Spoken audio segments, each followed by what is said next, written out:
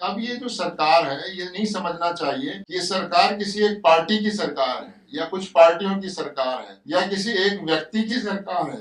इस आइडिया को लोगों ने बिल्कुल रिजेक्ट कर दिया है। ये सरकार भारत सरकार है और संविधान के आधार पर चुनी गई सरकार है। उसकी निगाह में सारे नागरिक बराबर होने चाहिए। किसने आपको वोट दिया, किसने आपके खिलाफ वोट दिया, इसको सामने नहीं रखते हुए आपको सबके लिए न्याय की बात करनी चाहिए, सबके लिए काम करने की जरूरत। कहा जरूर जाता है शब्दों में सबका साथ सबका विकास, लेकिन उन शब्दों को प्रैक्टिकली जो समाज में दिखना भी चाहिए। मोदी जी देश के प्रधानमंत्री हैं और उन्होंने 2024 के चुनाव में 9 जगह वो भाषण दिए जिनको हम लोग हेट स्पीच या नफरती भाषण, 3 जगह बहुत खुल के भाषण दिए, जिसमें डूंगरपुर बनासवाड़ा राजस्थान, बनासकांठा गुजरात और दुर्गापुर बंगाल, 9 जगह उन्होंने बहुत मुसलमानों के खिलाफ दी और 3 जगह वो उन लिमिट को क्रॉस कर गए जो लिमिट कभी आज तक क्रॉस। इन 9 की 9 जगह भाजपा ने चुनाव हारा। ये पुलिस स्टेट की तरफ इस देश को ले जाने की जो कोशिश हो रही है और सरकार को और पुलिस को जिस तरह से इतना मजबूत बनाया जा रहा है, और आप देखिए कि एक चीज जिसकी डिमांड हम बहुत पहले से करते रहे हैं कि जब तक उन पुलिस अधिकारियों के खिलाफ कानूनी कार्रवाइयों का प्रोविजन नहीं होगा जो गलत तरीके से लोगों को फंसाते हैं, गलत तरीके से निर्दोष लोगों को के ऊपर केसेस दायर होते हैं, तब तक मुझे लगता है कि इस देश में आम आदमी अपने आप को सेफ महसूस नहीं करेगा। तो ये कानून जो है ये एक तरह से एक ऐसी फासिस्ट मानसिकता को आगे बढ़ा रहे हैं और एक तरह से इन कानूनों के माध्यम से सरकार जो है वो अपने विरोध को दबाना चाहती है और अपने विरोधियों को चुप करना चाहती है। तो ये समझते हैं कि ये बहुत खतरनाक ट्रेंड है और इन कानूनों को इनमें अमेंडमेंट होना चाहिए, दोबारा से पार्लियामेंट में इसमें बहस होनी चाहिए, जैसा कि हम कहते आए हैं।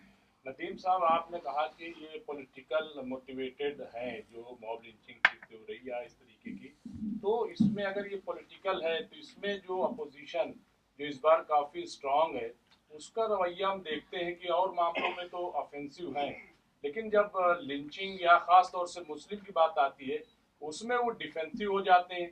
क्या आपको लग रहा है कि इस पर अपोजिशन को नई आवाज़ उठानी चाहिए मजबूती के साथ? देखिए, मैंने आपसे ये बात कही कि हमले या ये इस तरह के केसेस केवल भाजपा के राज्यों में नहीं हुए। ये हिमाचल प्रदेश में है। अगर हिमाचल प्रदेश में हुए तो हिमाचल सरकार की जिम्मेदारी है। झारखंड में कोडरमा में एक लिंचिंग का वाकया हुआ है, उसके साथ साथ मेडक में कम्युनल वायलेंस हुए हैं। तो ये किसी एक पार्टी की सरकार का नहीं है, लेकिन एक्यूज जो कंस्पिरेसी करने वाले या ये सब केसेस को करने वाले हैं वो लगभग एक ही ग्रुप से बिलोंग करते हैं। तो बहुत डिसअपॉइंटमेंट है उन प्रदेश की सरकारों से भी जहां पर नॉन बीजेपी की सरकारें, बहरहाल बीजेपी की सरकारें तो ये इस तरह के काम होते हैं और ये चाहती हैं, लेकिन जहां पर नॉन बीजेपी रूल्ड स्टेट है वहां पर उनके साथ बहुत डिसअपॉइंटमेंट है। और जो राजनीतिक पार्टियों की तरफ से खामोशी या चुप्पी है या साइलेंस है, इसको हम लोग क्रिमिनल साइलेंस कह रहे हैं, उनको लोगों के अधिकारों की रक्षा के लिए और निर्दोषों की जिस तरह से जान ली जा रही है उसके लिए खुलकर बोलना चाहिए। अब जैसा कि ये बात हो रही थी कि क्या होगा, हम सबको मालूम है कि दिल्ली में बहुत ढेर सारे इस तरह के धर्म संसद हुए और उस पर लगातार इस तरह के हेट स्पीचेस दी गई। पुलिस ने एफआईआर नहीं दर्ज करी और पुलिस घुमाती रही, लेकिन नए क्रिमिनल लॉ से पुलिस को अब ये राइट मिल गया है कि वो एफआईआर की बात ही नहीं करेगी।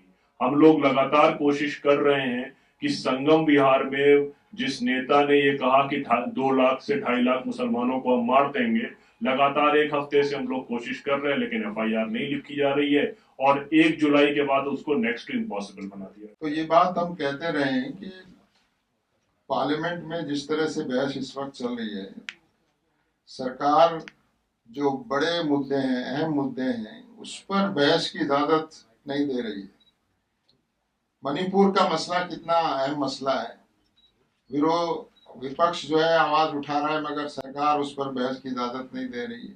नीट का मसला देश के लिए कितने लाखों नौजवानों के भविष्य का मसला है, उस पर बहस नहीं हो रही है। तो मैं समझता हूँ कि ये पार्लियामेंट्री जो हमारी डेमोक्रेसी है और हमारी जो लोकसभा और राज्यसभा की जो गरिमा है, उसको मुझे लगता है कि नुकसान पहुंचाया जा रहा है। हम समझते हैं कि अब ये रवैया बदलना चाहिए और अपोजिशन के लोगों को भी एक क्रिएटिव अपोजिशन के तौर पर अपनी आवाज़ को मजबूती से उठाना चाहिए। और जिस तरह से ये बात कही गई है कि मुसलमानों पर, क्रिश्चियंस पर और दीगर लोगों पर जिस तरह से टारगेटेड हमले हो रहे हैं और ख़ास तौर से उन लोगों पर जो उस पार्टी को जिसकी केंद्र में इस वक्त सरकार है या बड़ी पार्टी, उसको वोट नहीं करते हैं या उसको वोट नहीं दिया ऐसा वो समझते हैं, उन तबकों के खिलाफ जिस तरह से ये हिंसा हो रही है और उस पर अपोजिशन पार्टीज जिस तरह चुप है, वो बहुत नुकसान की बात है। और हम समझते हैं कि ये अपोजिशन पार्टीज जो हैं, इनको वो डर निकालना चाहिए कि अब अगर वो इंसाफ के लिए बोलेंगे या जिसके साथ अन्याय हुआ है उसके सपोर्ट में बोलेंगे, तो मुझे लगता है कि आपने देखा कि जहां भी लोगों ने खुलकर आवाज उठाई अन्याय के खिलाफ, वहां लोगों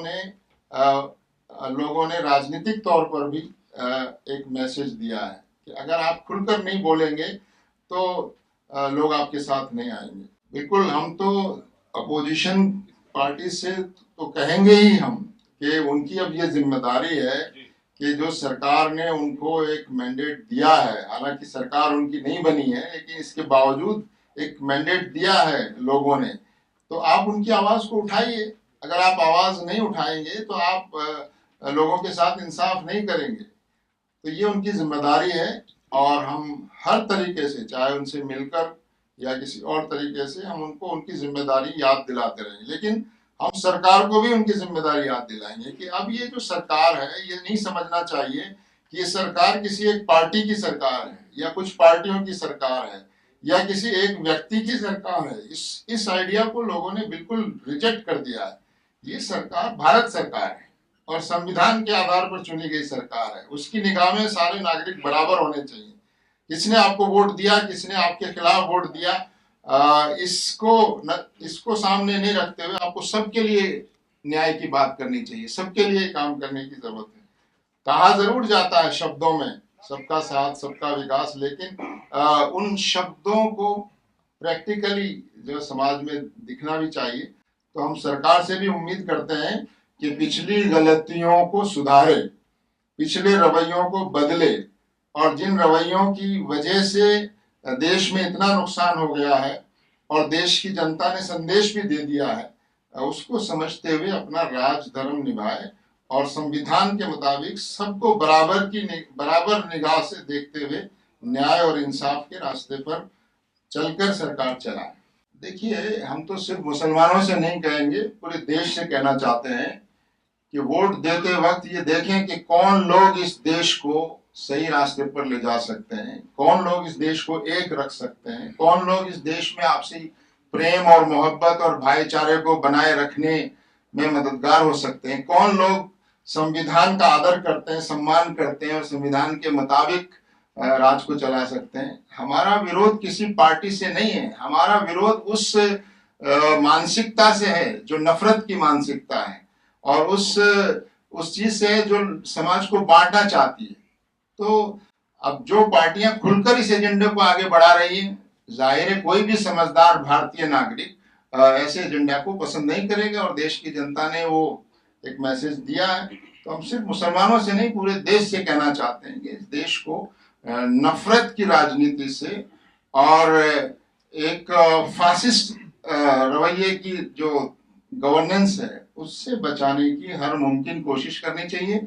और वो पार्टियां जो समझती हैं कि वो इस रास्ते पर जाकर कुछ कर सकती हैं, उनको भी हम कहना चाहते हैं कि वो अपना रवैया बदलें, अपनी मानसिकता बदलें और उनका रवैया बदलेगा तो लोग भी सोचेंगे। इसमें एक बात देखिए, बार बार आप लोग सवाल मुसलमानों पे कर रहे हैं। मोदी जी देश के प्रधानमंत्री हैं और उन्होंने 2024 के चुनाव में 9 जगह वो भाषण दिए जिनको हम लोग हेट स्पीच या नफरती भाषण कहते हैं। 3 जगह बहुत खुल के भाषण दिए, जिसमें डूंगरपुर बनासवाड़ा राजस्थान, बनासकांठा गुजरात और दुर्गापुर बंगाल। 9 जगह उन्होंने बहुत मुसलमानों के खिलाफ दी और 3 जगह वो उन लिमिट को क्रॉस कर गए जो लिमिट कभी आज तक क्रॉस नहीं हुई। इन 9 की 9 जगह भाजपा ने चुनाव हारा। तो ये, और दूसरी बात ये कि जो ये 9 जगह हैं, डूंगरपुर में मुसलमानों की पॉपुलेशन 4% से कम है, दुर्गापुर में कम है। तो ये वो जगह हैं जहां पर मुसलमान नहीं है, मुसलमान वोट नहीं है। देश की जनता ने ये मैसेज दिया है कि ये नफरत को पसंद नहीं करती और ये गैरतमंद अवाम इस तरह की बात नहीं चाहती। तो यही अपील हमारी पॉलिटिकल पार्टी से भी है जो अपोजिशन में है, कि जब देश की जनता इस नफरत को नहीं पसंद कर रही और वोट के अधिकार से अपनी बात कह रही है, तो पॉलिटिकल पार्टी जो अपोजिशन में है उनको ये बात कहनी चाहिए और जो सरकारें चला रही हैं उनको ये बात समझनी चाहिए कि नफरत की राजनीति लंबी नहीं चाहिए। ये तो सवाल आप उनसे कीजिए, इस मानसिकता को कौन नहीं जानता, इसी मानसिकता का तो विरोध हम कर रहे हैं।